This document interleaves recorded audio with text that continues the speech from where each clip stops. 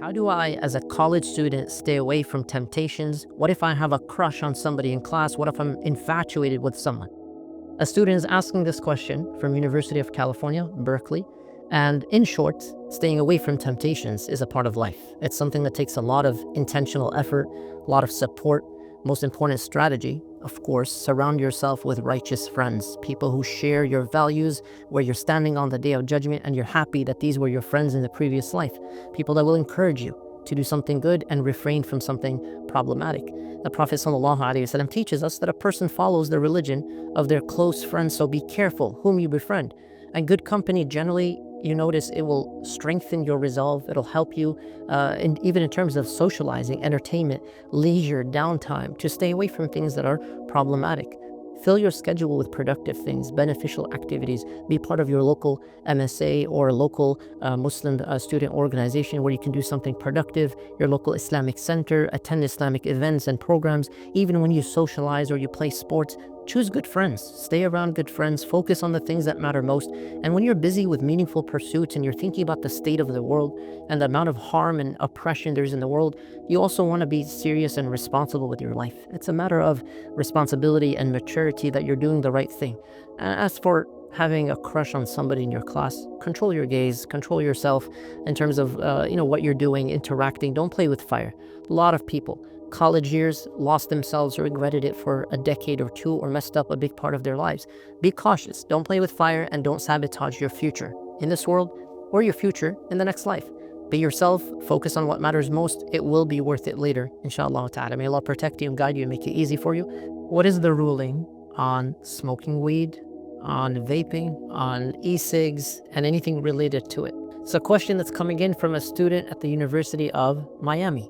All forms of smoking and vaping in general are prohibited in Islam. Now listen, this includes cigarettes and marijuana, hookah, e-cigs, but listen for a little longer. A lot of people, they think, you know what, something that I'm addicted to, or it's part of the culture, or I grew up with it. It's not even mentioned in the Quran, as one student said explicitly. He's like, I don't see marijuana in the Quran, I don't see weed mentioned, I don't see cigarettes and smoking. You guys are just like too strict. And the reality is that's not how religion works. Do you want Allah to list every single prohibited thing in the entire world by name? Or do you want Him to give you the principle, the category? Everything in this category is permissible. In this category is prohibited. So throwing yourself into destruction and your body and your mind is prohibited in Islam. Intoxicants, for example, are prohibited in Islam. It's not just wine, for instance. No, intoxicants, alcohol. And so this prohibition is based on a number of principles. And if you learn this, you'll be a stronger Muslim as well. You'll appreciate knowing this. So think of this. When Allah subhanahu wa ta'ala says, don't throw yourself into destruction, what does that mean from one lens? And also, where does the medical literature come in? One response, a lot of students, again, who struggle to accept this, they'll say something like, yeah, but so many things are harmful to our bodies. What, everything is haram now? And so that's not how it works. There has to be the informing, in terms of the literature, informing that there are a number of evidences and proofs that something is damaging in a way that is severe. Who decides like how severe it is? That's where the scholars who work with the medical councils, and especially the scholars who also are medical professionals and practitioners themselves, they understand. So substances that damage one's health, one's mind, or are addictive, waste money, and so on and so forth, there's no doubt these things are prohibited. But what about a Muslim student who is struggling? First of all, you have to be strong. It's not easy if you grew up around it. You have to be self-disciplined. You have to think about what's good for your mind. You don't want to lose what Allah subhanahu wa ta'ala created you for. You also have to think about the fact that your life has a purpose. Your life has a great purpose. And you want to surround yourself with people who help you facilitate it. You want to be in environments where it's good for you, conducive to your growth, conducive to your future. Some people completely went off the track with just like a gateway drug, with one thing in terms of a bad friend or environment, and they literally lost their lives. And we prayed janazah, we prayed the funeral prayer on so many students like this. And it's really sad. Why? Because usually the parents gave them enough info, but sometimes that student made bad choices on campus, bad choices with friends, usually not very practicing friends, friends who don't care about your afterlife. Who's going to stand next to you on the Day of Judgment and defend you? It's not going to be the one who is far away from Allah subhanahu wa ta'ala. be very cautious, be very wise, be very smart. I know for some students, this is not even a struggle. And for other students, this is very rampant. And you feel like this is the norm. And you might not even relate to what I'm saying, but I'm trying to tell you as it is. I'm trying to tell you based on experiences of students who went through this, of people who lost their minds, of people who wish they could go back, of people who became so addicted they just don't seem like the same person anymore. And also the many people who eventually they left this world. We ask Allah subhanahu wa ta'ala to grant us strength and good environments and pure things. Allahumma ameen. Is it permissible as a Muslim college student to attend a party on campus? This is a question that was asked by a number of students, one of which is at Rutgers University. And listen, the short answer is this. What do you mean by party? The very act of partying, if it's what you intend on campus, you already know the answer to this question, but let's actually define this. Let's be very blunt and technical and break this down. If a party on campus includes alcohol or drugs or the free mixing between men and women and physical contact and other things, you already know it's not allowed. If there's inappropriate dress, you know it's not allowed. Music blaring in the background, you know that's not the kind of party you can find yourself in. Activities that contradict Islamic values and so on and so forth. However, if the word party is used on a flyer, but it's not referring to that kind of party, and you're talking about a gathering, you're talking about celebrating something permissible in a halal way, there's no alcohol, no drugs, no free mixing between people, Islamic boundaries, professionalism, etiquette is there, food is permissible in terms of the environment, and it has a purpose. There's a beneficial purpose. It doesn't have to be religious in nature. That's not the point here. It just cannot be something that includes alcohol and the typical type of college life partying that you're already aware is not allowed in Islam. Now, what do? Protect yourself. Have good friends. Keep yourself busy. Don't play with fire. Don't play with fire. Don't play with fire. It's not something that people appreciate later on in life. It's one of the greatest sources of regret. And it's sometimes a gateway to somebody losing themselves. May Allah protect you and put you in good environments and make your local MSA and masjid a reason for people to know how to socialize and have so much fun within the boundaries of Islam, because it is endless in so many ways. Is it permissible as a Muslim college student to meet my friends at a bar? It's a question that was asked by a student at the University of Central Florida, UCF. In short, no, meeting someone at a bar, it's not permissible in Islam. But why? Bars should be avoided for many reasons. First and foremost, the primary purpose is to serve alcohol, which is condemned, one of the worst things in Islam, one of the worst things that you find historically. And of course, the Prophet ﷺ mentioned that the curse, meaning the anger of Allah, and there's a punishment, a consequence, involves not just the one who drinks, the one who makes it, the one who sells it, the one who facilitates it. So you want to stay far away from that kind of environment. The bar especially is a place where that's the primary facilitation.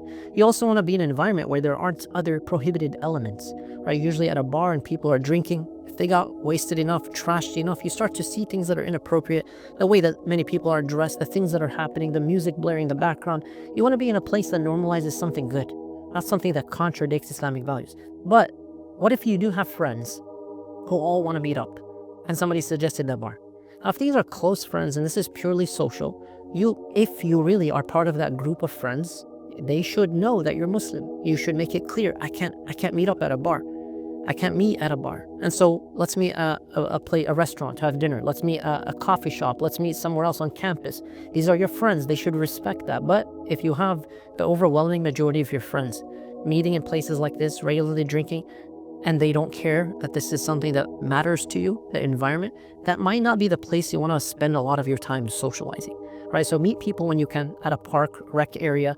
There's so many places on campus, alhamdulillah, someone's dorm. Again, this is all assuming these are your friends, and so it's the same gender as well. That's a whole other point you got to keep in mind. But you don't want to be in an environment that's completely contradictory to your Islamic values, a place in which Allah subhanahu wa ta'ala would not be pleased. May Allah protect us and guide us to the best places. A lot of times, unfortunately, companies, schools, faculty, students, they'll in fact initiate a wonderful gathering, but then they'll decide the location is going to be a bar, so you feel like, what, I'm missing out. Don't be embarrassed to express that this is not something that is inclusive for you. And if they decide to proceed without you, that's fine. Inshallah ta'ala, you get rewarded for it. Find a better place to gather. Find good friends as well who respect your religious values. May Allah make it easy for you and protect you on campuses all around the world. What should I do if I receive alcohol or pork or something similar as a gift from a non-Muslim classmate? This is a question that was asked by a student at McMaster University in Canada. If you receive a prohibited item like alcohol or pork as a gift, generally, if it's a situation where you try to decline in a polite way. Or if it's a situation where you already received it and now you checked, the gift bag and you're like, oh, this is alcohol in here, you would have to actually pour the alcohol out, get rid of it. Don't give it to somebody else. You can't re-gift alcohol. For pork or like non-halal food or something you can't eat, you might discard it or you might give it to some animals if appropriate, but this is not something that you can consume or sell or re-gift. Of course, when you decline a gift, if you are declining a gift because somebody is asking in front of you, then at least express appreciation for the thought the person had. Non-Muslim classmate, colleague, should express appreciation for the thought, not the gift itself, the thought behind the gift. The second, in a very wise, polite, socially cool and acceptable way, of course, explain your religious restriction. There's nothing wrong with that. Sometimes people are gifted things they can't have for dietary reasons, and it's not awkward at all. We respect it. So a religious reason, don't be embarrassed. Express. In fact, they may learn about Islam from your stance, from your preference. And the third is, if somebody's insisting on giving you a gift, they have to give you a gift for some reason, at least suggest an alternative, something that is permissible for you. And you might say something like, you know what, thank you so much for thinking about me. That thought really means a lot. By the way, as a Muslim, I don't know if you know this, but we actually don't consume any alcohol. I really appreciate your kindness. And you can, take it from there in terms of the conversation. Just remember that the prohibition of alcohol extends to benefiting from these items financially. So selling it and regifting it, not something that we can do. May Allah protect us. And may Allah subhanahu wa ta'ala make us also kind and generous to the people around us on campus, at work, and around the world. Can I gift alcohol or pork to non-Muslim friends or teachers on campus? This is a question that was asked by a student at Southern Methodist University. Short answer is no. Muslims do not gift alcohol or pork or other prohibited items to anyone, even non-Muslims. And the prohibition is there regardless of the religion of the person you are gifting. Prophet ﷺ warned us about this when it comes to alcohol. We don't want to be any part of the process at all. Now, gift giving in general is a good thing. But giving it to a classmate or teacher, something that is prohibited, this obviously implies type of approval of the item and facilitating it for others, so this wouldn't be allowed. If somebody says, I have to give a gift, I just need some good ideas, you can think of something beneficial for teachers, professors, students. It could be a book at times, something that's really meaningful to you that helped you in your life. It could be some type of supply for some teachers and professors. It could be a gift card to a cafe or a restaurant or a store. It could be a handmade item, personal gift that reflects friendship. Obviously, it has to be appropriate. We're not talking about cross-gender gift giving here. Or it could be a cultural item that means a lot to you in terms of your heritage. Whether you're Palestinian or Sudani or anything else, this is just an example. There are many thoughtful gifts that you can give that don't compromise your religious principles. So give and gift generously and in a way that is pleasing to Allah. Are there any games, board games or video games that Muslim students on campus cannot play? This is a question that was asked by a student at the University of Colorado, Boulder. So the question is really broad, to be honest with you. It's very, very broad. Generally, Muslims avoid playing games that contain any elements that are prohibited. They're wrong. They contradict Islamic values. What does that mean? I'm going to be very blunt here. If there's explicit sexual content, nudity, and things like that, it's not allowed. If there's a promotion of something like shirk, polytheism, idol worship, things like that, it's not allowed. If there's excessive violence, torture, gore in a way that contradicts Islamic values, not allowed. There's glorification of criminal behavior. It's not allowed. If there's mockery of religious figures or practices, it's not allowed. And if there's gambling, mechanics with real money, or a lot of profanity, this is not an Islamic game. The default is that all worldly things are permissible unless there's a proof that it's prohibited. So the number of halal games are way greater than the number of haram games.